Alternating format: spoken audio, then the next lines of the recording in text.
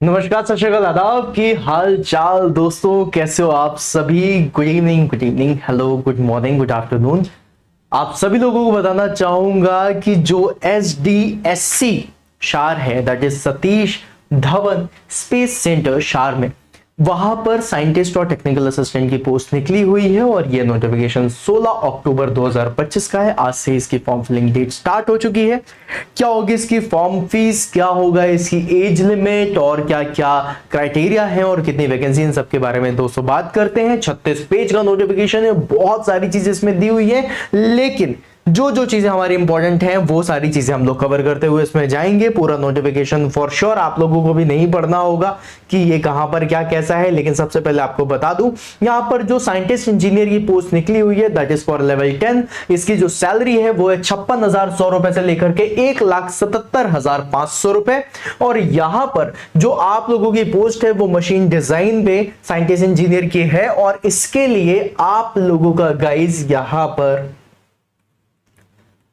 MTech और ME या फिर एमएससी इंजीनियरिंग से होना या फिर इक्विवेलेंट पोस्ट का होना जरूरी है, वो भी machine design with an aggregate minimum of 60% और CGPA CPI grading 6.5 on a 10 scale, right. मतलब आप लोगों का इतना होना चाहिए, और साथ में जो आपने एमई एमटेक करा है उसके पहले आपका बीटेक करना भी जरूरी है। ये इसकी क्वालिफिकेशन पे एक पॉइंट आया है जो आप लोगों को देखना है। ये साइंटिस्ट इंजीनियर के लिए, ऑब्वियसली साइंटिस्ट इंजीनियर के लिए पॉइंट जरूर आता है। फिर उसके बाद इंडस्ट्रियल इंजीनियरिंग की भी पोस्ट आई है, जहां पर आप लोगों से एमई एमटेक मांगा गया है मैकेनिकल इंजीनियरिंग का, मतलब इंडस्ट्रियल इंजीनियरिंग का, और साथ में आप लोगों का बीई बीटेक या फिर बीएससी इंजीनियरिंग से होना चाहिए। और इसका जो मिनिमम परसेंटेज दिया है वो 6.5 सीजीपीए दिया हुआ है बीटेक का, और आपका जो 6.5 है वो आपका एमटेक के लिए भी दिया हुआ है, ठीक है। फिर उसके बाद गई थोड़ा सा आगे बढ़ते हैं। इलेक्ट्रॉनिक्स और इलेक्ट्रिकल इंजीनियरिंग की हमें जरूरत नहीं है, और साइंटिस्ट की पोस्ट के लिए जो हमारी वैकेंसी थी वो हमने कवर करी है। साथ में आगे बढ़ते हुए हम आपको टेक्निकल असिस्टेंट दिखाएंगे, क्योंकि उसमें आप लोगों का एमई एमटेक तो नहीं मांगा है, डिप्लोमा से ही काम हो जाना है। वो वाली चीजें आप लोगों को बताने वाला हूं। ये नोटिफिकेशन बहुत सारी चीजें इसमें दी हुई हैं जो कि बहुत सारी काम की भी हैं और बहुत सारी काम की नहीं भी हैं। रीजन वाइज काफी कुछ चीजें जो ऐसी हैं जो इसमें एक्स्ट्रा दी हुई हैं जिसकी जरूरत नहीं है। अब हम बात करते हैं लेवल 7 टेक्निकल असिस्टेंट की, जिसकी जो सैलरी होगी वो 44,900 रुपए से लेकर के 1,42,400 रुपए तक जाने वाली है। और यहां पर गाइस अगर आप लोग देखें तो जो आप लोगों का नंबर 9 है, इसमें मैकेनिकल इंजीनियरिंग निकली हुई है, जिसमें आप लोगों की 10 पोस्ट हैं, और इसमें लिखा है first class diploma in mechanical engineering from a recognised university और इंस्टीट्यूशन। मतलब कि आप लोगों का डिप्लोमा होना चाहिए दोस्तों, और वहां पर आप लोगों का काम हो जाएगा टेक्निकल असिस्टेंट मैकेनिकल इंजीनियरिंग के लिए। साथ में मैकेनिकल इंजीनियरिंग की एक और पोस्ट है, यहां पर ये 01 बोल रहा है, मतलब एक पोस्ट दी हुई है, और ये दिया हुआ है आपका identified for PCR unit Rasayani के लिए, और इसमें भी आप लोगों से फर्स्ट क्लास डिप्लोमा मांगा गया है मैकेनिकल इंजीनियरिंग में, ठीक है। फिर उसके बाद ऑटोमोबाइल इंजीनियरिंग का है, जिसमें 5 पोस्ट हैं, और इसमें आप लोगों से ऑटोमोबाइल इंजीनियरिंग पर डिप्लोमा मांगा गया है फर्स्ट क्लास कैटेगरी का, मतलब फर्स्ट क्लास होना चाहिए। जो इस तरीके से फर्स्ट क्लास सेकंड क्लास होता है ना, कि 60% के ऊपर है तो फर्स्ट क्लास कहलाएगा, ठीक है। फिर electrical electronics civil engineering computer science engineering, ये सारी चीजें आई हैं। और फिर उसके बाद इन्होंने और भी कई सारी वैकेंसीज निकालनी है, साइंटिफिक असिस्टेंट लेवल पे निकाली है, और ड्रॉटमैन की भी निकाली है, बहुत सारी वैकेंसीज ऐसी निकाली है, लाइब्रेरी असिस्टेंट की भी वैकेंसीज निकाली हैं। तो आप लोगों के लिए जो सबसे ज्यादा इंपॉर्टेंट था वो था कि अगर आपने मास्टर्स भी करके रखी हुई है तो फिर आप साइंटिस्ट इंजीनियर का फॉर्म भर सकते हैं, और अगर आपने सिर्फ डिप्लोमा करा है तो आप टेक्निकल असिस्टेंट का फॉर्म भर सकते हैं। ये आप लोगों के लिए काफी बढ़िया अपॉर्चुनिटी होगी। सैलरी पैकेज जो इसरो है इसमें बहुत अच्छा देता है, राइट है ना, और काफी बढ़िया तरीके से आप लोगों की यहाँ पे वैकेंसी अगर देखा जाए तो काफी टाइम के बाद नहीं बोलूंगा, क्योंकि इसरो की इस बार काफी सारी वैकेंसीज आई हैं, है ना। और ये जो है ये काफी अच्छी वैकेंसी कहलाती है, काफी रिनाउंड आप लोगों की पोजीशन होती है इसमें, तो इसमें आप लोग जरूर देखिएगा। यहाँ पर गाइस एक चीज और भी है जो आपको बताना चाहूंगा मैं। फिर बाकी आईटीआई वाली पोस्ट के लिए भी काफी सारी वैकेंसीज निकली हुई है। ये ड्रॉटमैन की वैकेंसी है, ठीक है। फिर कुक की भी वैकेंसी है, फायरमैन की भी वैकेंसी है, ठीक है। फिर व्हीकल ड्राइवर की भी वैकेंसी है। मतलब वैकेंसीज पे इन्होंने जितनी भी वैकेंसीज हो सकती थी, नर्स की हो गई है ना, ये सारी वैकेंसीज आप लोगों की दी हुई है, ठीक है। फिर उसके बाद इन्होंने ड्रॉट्समैन की वैकेंसी भी हो गई, पोस्ट टेक्नीशियन की भी वैकेंसी हो गई, ये सारी चीजें इन्होंने दी हुई हैं। यहाँ पर जो सबसे ज्यादा इंपॉर्टेंट है वो है एज लिमिट, उसके बारे में हम थोड़ा पहले बात करेंगे और फिर उसके बाद जाएंगे 36 पेज का नोटिफिकेशन है भाई। 36 पेज के नोटिफिकेशन में आप लोगों को बहुत सारी चीजें देखने के लिए मिलेंगी, बैकलॉग ये वो ये सारी चीजें इन्होंने दी। लेकिन जो जो चीजें इंपॉर्टेंट है वो सारी चीजें मैं आप लोगों को बताता हुआ जाऊंगा और वो सारी चीजें आप लोग देखते हुए जाइएगा। और सबसे पहली चीज जो यहां पर है, थोड़ा सा नीचे आते हैं, ठीक है।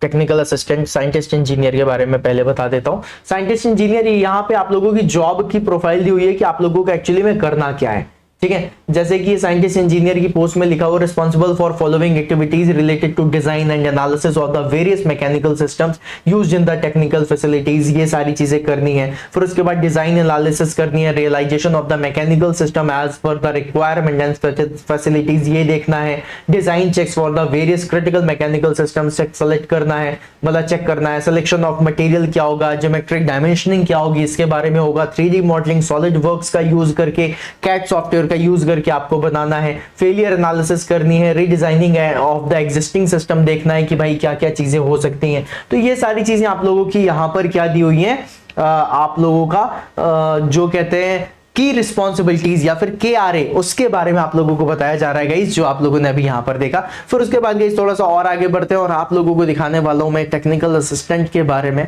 ये साइंटिस्ट इंजीनियर आप लोगों को दूसरे डिपार्टमेंट का भी दिख गया, एनालिटिकल केमिस्ट्री भी दिख दिया। अब आने वाला है आप लोगों का साइंटिस्ट के बाद आएगा ये टेक्निकल असिस्टेंट, राइट। अब गाइस देखो यहां पर, अच्छा उन्होंने टेक्निकल असिस्टेंट के लिए नहीं, साइंटिस्ट इंजीनियर के लिए बताया था। अब साइंटिस्ट इंजीनियर के लिए यहां पर इन्होंने बता दिया है कि ये जो साइंटिस्ट इंजीनियर की पोस्ट आ रही है इसमें आप लोगों का जो बेसिक पे प्लस DA होने वाला है वो 86,955 रुपए होगा। और यहां पर जो एज लिमिट दी हुई है बेटा वो दी हुई है 18 से 30 वर्ष, ठीक है। और ये जो 18 से 30 वर्ष है ये 14 नवंबर 2025 तक से चेक किया जाएगा। फिर उसके बाद गाइज यहां पे लिखा हुआ है टेक्निकल असिस्टेंट, साइंटिफिक असिस्टेंट और लाइब्रेरी असिस्टेंट, इनकी जो तीनों आप लोगों को देखने के लिए मिल रहा है। यहां पर इसकी जो सैलरी अभी देखने के लिए मिल रही है वो है 69,599, मतलब अप्रोक्सीमेटली 69,500 रुपए, ये बेसिक पे है। फिर उसके बाद आप लोगों का DA, HRA, transport allowances as per the government of orders, ये सारी चीजें आपको मिलेंगी। और इसकी जो एज लिमिट दी है बेटा वो दी हुई है 18 से 35 साल, मतलब कि 35 ईयर्स तक आप इसमें अप्लाई कर सकते हैं। 18 से 35 साल काफी बड़ी एज होती है, मतलब काफी बड़ा नंबर होता है जो कि ऑलमोस्ट हर किसी एग्जामिनेशन में दिखना चाहिए। आजकल तो 28 साल 30 साल बस यही मैक्सिमम आप लोगों का एग्जामिनेशन का पॉइंट दिखने लग गया है, ठीक है। फिर उसके बाद गाइस थोड़ा सा और नीचे आते हैं। यहां पर आप लोगों को बता दूं कि इन्होंने एज रिलैक्सेशन के बारे में भी बताया है कि अगर आप SC ST कैटेगरी से आते हैं तो वहां पर 5 साल का, OBC कैटेगरी से आते हैं तो 3 साल का, और जनरल कैटेगरी से है तो 35 साल, मतलब मैक्सिमम जो लिमिट 18 से 35 दी हुई है तो 35 साल तक तो ही है, ठीक है। अगर आप SC ST से हैं तो वो एज लिमिट है 40 साल, और अगर आप OBC से हैं तो वो एज लिमिट है 38 साल। इसको याद रखिएगा। फिर उसके बाद थोड़ा सा और आगे बढ़ते हैं, ओके। फिर उसके बाद यहां पर जो इन्होंने बताया है भविष्य में प्रगति, करियर अपॉर्चुनिटीज, ये सारी चीजें बहुत सारी मिलती हैं, ठीक है, ओके। हाँ अब देखो यहां पर ये वाला पॉइंट, यहां पर लिखा हुआ है दैट ये जो आपका पोस्ट कोड है 0, 1 to 20 एंड 40, इसके लिए जो आपकी फीस है वो कितनी होने वाली है 750 रुपीज। मतलब आप लोगों का जो कोड है साइंटिस्ट इंजीनियर से लेकर के टेक्निकल असिस्टेंट तक की जितनी पोस्ट है वो 1 से 16 तक में आ जाती है, और इन्होंने 1 to 20 750 रुपीज रखा हुआ है। मतलब कहने का कि जो आपका फीस लगने वाली है वो 750 रुपए लगने वाली है। लिखा है all candidates have to uniformly pay 750 rupees, right? But as per the application processing fee, the processing fee will be refunded as the detailed below only the candidate who appear in the written test। अगर आप लोगों की written test में आप लोग आ रहे हो और जो इन्होंने पॉइंट बताया अगर वैसा हुआ तो आपकी फीस जो है वो भी रिफंड हो जाएगी, ठीक है। अब यहां पर देखो लिखा हुआ है 750 rupees that is refund in the full candidates who are extempted from the payment of the application fee, that is women, SC ST PWBD and ex serviceman. And rest जितने भी लोग हैं that is 500 rupees, that is after deducting the application fee of the 250 rupees in respect of the all other candidates. ठीक है, फिर उसके बाद गई थोड़ा सा और आगे बढ़ते हैं, फिर उन्होंने बता दिया कि बाकी जितने भी कैंडिडेट्स हैं उनके लिए 500 रुपीज की फीस लगने वाली है। ये सारी चीजें इन्होंने बताई हैं। फिर उसके बाद आपको फीस भी पता चल गया, 750 रुपए लगेगी। फिर आपको क्या क्या चीजें अपलोड करनी है, फोटो साइज इतनी होनी चाहिए, फिर आपका हस्ताक्षर इतना होना चाहिए, अगर आप किसी कैटेगरी से हैं तो उसका एप्लीकेशन का जो सर्टिफिकेट है वो आप लोगों का आना चाहिए। फिर उसके बाद डॉक्यूमेंट्स जो हैं वो सारे के सारे प्रॉपरली आप लोगों को अपलोड करने हैं, बट देखना कि उन डॉक्यूमेंट्स का साइज 1 MB से ज्यादा का ना हो। ये सारी चीजें इन्होंने बताई हैं। फिर उसके बाद आप लोग को थोड़ा सा और आगे लेकर के चलते हैं। यहां पर जो आप लोगों का डिस्क्रिप्शन दे रहा है पेपर पैटर्न का, तो सबसे पहले ये जो पेपर पैटर्न दिया जा रहा है वो साइंटिस्ट इंजीनियर के लिए दिया जा रहा है, जहां पर आपको बताया है कि एग्जामिनेशन होगा और एग्जामिनेशन के साथ आपका इंटरव्यू भी होगा। और इसमें क्या क्या होने वाला है, तो ये पार्ट ए और पार्ट बी में आप लोगों का एग्जाम होने वाला है। जहां पर पार्ट ए जो दिखाई दे रहा है इसमें टोटल मार्क्स 60 मार्क्स होंगे। कितनी देर का पेपर होगा, 75 मिनट्स का पेपर होगा, जिसमें सही मार्क्स के लिए आपको 1 नंबर दिए जाएंगे, गलत मार्क्स के लिए 1/3 दैट इज 0.33 मार्क्स काट लिए जाएंगे। ठीक है, और यहां पर जो आप लोगों का 1 से 2 को लेकर के है ना, और यहां पर जो पोस्ट कोड 03 से लेकर के 6 तक का है उनका पेपर 90 मिनट्स का होगा, 80 मार्क का, जहां पर 1 मार्क सही के लिए और गलत मार्क के लिए -1/3 दैट इज 0.33 मार्क्स काट लिए जाएंगे। टाइप ऑफ क्वेश्चन कैसा होगा, MCQ क्वेश्चन पूछे जाएंगे। कितने क्वेश्चन होंगे, अगर आपका पेपर 75 मिनट का है तो 60 क्वेश्चन होंगे, अगर 90 मिनट का है तो 80 क्वेश्चन होंगे। ठीक है, ड्यूरेशन कितना होगा, 30 मिनट का टाइम मिलेगा। टोटल मार्क्स कितने होंगे, तो टोटल मार्क्स, अच्छा अब ये जो पार्ट बी है, okay got it right. Part A का ये पॉइंट दे दिया जिसमें 75 मिनट 90 मिनट्स हैं, जो ये सारी चीजें होंगी, जिसमें 60 क्वेश्चंस और 80 क्वेश्चंस होंगे। फिर उसके बाद पार्ट बी आता है, ये पार्ट बी है एप्टीट्यूड एबिलिटी का, जिसके लिए 30 मिनट का टाइम मिलेगा। दोनों के मार्क्स 20 होंगे, कोई भी नेगेटिव मार्किंग नहीं है। और यहां पर जो क्वेश्चंस होंगे वो मल्टीपल चॉइस क्वेश्चन होंगे। तो पार्ट ए और पार्ट बी में आपका एग्जाम होगा। ठीक है, फिर उसके बाद यहां पर है पार्ट सी, डिस्क्रिप्टिव क्वेश्चन भी होने वाला है, 30 मिनट का होगा और 20 अंक का होगा। ठीक है, अब यहां पर गई थोड़ा सा और आगे बढ़ते हैं। अब ये जो कैटेगरी आपने देखी, इस कैटेगरी के बारे में तो हम लोगों ने बात कर ली है। यहां पर जो सबसे ज्यादा इंपॉर्टेंट है उसके बारे में थोड़ा सा बात कर लेते हैं। ये लिखा हुआ है that technical assistant, scientific assistant, library assistant, इनका एग्जाम पेपर किस तरीके का होगा। तो गाइज ये थोड़ा सा इंपॉर्टेंट है, इसको देखिएगा, क्योंकि आप लोगों में से मुझे बहुत सारे लोगों को पता है कि जितने भी हमारे डिप्लोमा होल्डर्स हैं वो जरूर फॉर्म भरेंगे। तो वो जो मैंने अभी आपको पार्ट बताया था वो साइंटिस्ट इंजीनियर के लिए था, और ये है टेक्निकल असिस्टेंट के लिए। तो गाइज टेक्निकल असिस्टेंट के लिए जो आपका एग्जाम होगा वो रिटन टेस्ट होगा 1.5 घंटे का, दैट इज 90 मिनट्स का, जिसमें 80 क्वेश्चंस पूछे जाएंगे। सही क्वेश्चन के लिए 1 नंबर मिलेगा और गलत क्वेश्चन के लिए आप लोगों का 0.33 मार्क्स राइट। और फिर उसके बाद आप लोगों का दूसरा जो पेपर होने वाला है, दूसरा जो टेस्ट होगा वो होगा स्किल टेस्ट, जो 100 नंबर का होगा, और यहां पर ये क्वालिफाइंग नेचर का होगा। ठीक है, ये वाली चीज आपको समझ में आ गई। मतलब आप लोगों को, अगर आप लोग साइंटिस्ट बनने वाले हैं या फिर साइंटिस्ट इंजीनियर पे जा रहे हैं, तो वहां पे आपका रिटन टेस्ट प्लस इंटरव्यू होगा, और अगर आप टेक्निकल असिस्टेंट के लिए हैं तो वहां पे आपका written test plus skill test होगा। ठीक है, अब यहां पर जो लिखा हुआ है दैट मिनिमम क्राइटेरिया क्या है, तो अनरिजर्व कैटेगरी के लिए अगर आपका 80 मार्क का पेपर है तो उसमें से 32 नंबर लाने आपके जरूरी हैं, और स्किल टेस्ट में आपके 50 नंबर लाने जरूरी है। ये रिजर्व्ड कैटेगरी है, मतलब अनरिजर्व्ड कैंडिडेट्स के लिए ये रिजर्व्ड मार्क्स है। रिजर्व्ड मार्क्स कहने का मतलब ऐसा हो जाता है कि भैया इतने तो लाने ही है। फॉर एग्जाम्पल मान लो कोई ऐसा भूकंप आ गया, ऐसा भूकंप आने के बाद सिर्फ इकलौते आप पहुंचे हो एग्जाम देने, तो अब आपको ये सोचना है कि भाई मेरा तो सिलेक्शन हो जाएगा, मैं वहां पे एक क्वेश्चन भी सही करके आऊं तो मेरा सिलेक्शन हो जाएगा, ऐसा नहीं है। अगर इकलौता एक इंसान भी है ना, तो मिनिमम से मिनिमम उसे 32 मार्क लाने पड़ेंगे रिटन टेस्ट में और 50 मार्क्स स्किल टेस्ट में लाने पड़ेंगे, तभी उसका सिलेक्शन होगा, नहीं तो सिलेक्शन नहीं लेंगे। इसका कहने का मतलब ये होता है। ठीक है, चलिए, अगर कोई रिजर्व्ड कैटेगरी से है तो उसके लिए 80 में से 24 मार्क्स लेकर के आने, और स्किल टेस्ट में 50 की जगह 40 मार्क्स लेकर के आ जाना 100 में, तो आपका सिलेक्शन के लिए जो बेसिक जो बेंच मार्क है वो उसमें आप ऊपर पहुंच जाओगे, और कट ऑफ जितना जाता है वो तो बात की बात है गाइस। फिर यहाँ पे लिखा हुआ based on the performance of the written test candidate shall be shortlisted for the skill test category wise in the ratio of 1:5 and minimum कितने कैंडिडेट्स होंगे, 10 कैंडिडेट्स होंगे। The candidate shall be called in the batches for the skill test as per the evaluation result and vacancies. ठीक है, तो मतलब आपका skill test होगा, skill test होने के बाद आप लोगों को सिलेक्शन दे दिया जाएगा। फिर यहाँ पे फायरमैन, ड्रॉटमैन के बारे में बता दिया है कि इनका चयन कैसा होगा, जिसमें आपको अभी जाना नहीं। The selection process, light vehicle driver, इसके बारे में भी आपको नहीं जाना है। ठीक है, ये भी उसी के पेपर पैटर्न के बारे में बताया जा रहा है।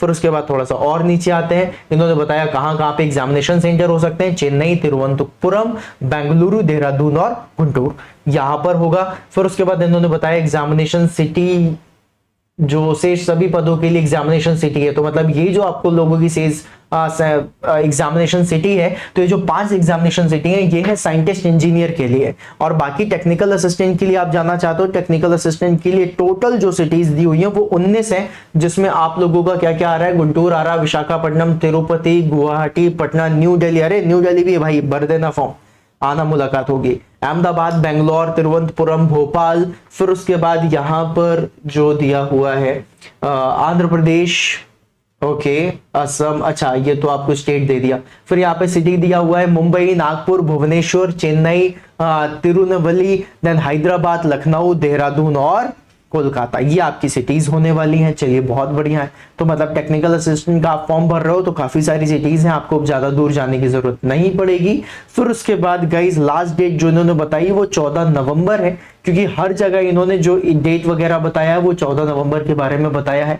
यहाँ पे लिखा हुआ no interim correspondence will be entertain, however in case of any clarification the candidates may mail to recruit@shar.government.in। तो भैया अगर कोई भी क्लैरिफिकेशन चाहिए तो आप यहाँ पर मेल कर सकते हो, राइट। ठीक है, फिर उसके बाद गाइज इन्होंने एक चीज और भी बहुत अच्छी बताई थी, ये है नो ऑब्जेक्शन सर्टिफिकेट। तो ये नॉर्मल सी चीज है, इसमें तो बहुत ज्यादा नहीं लेकर के जाना है अपन को। थोड़ा सा और आगे बढ़ते हैं।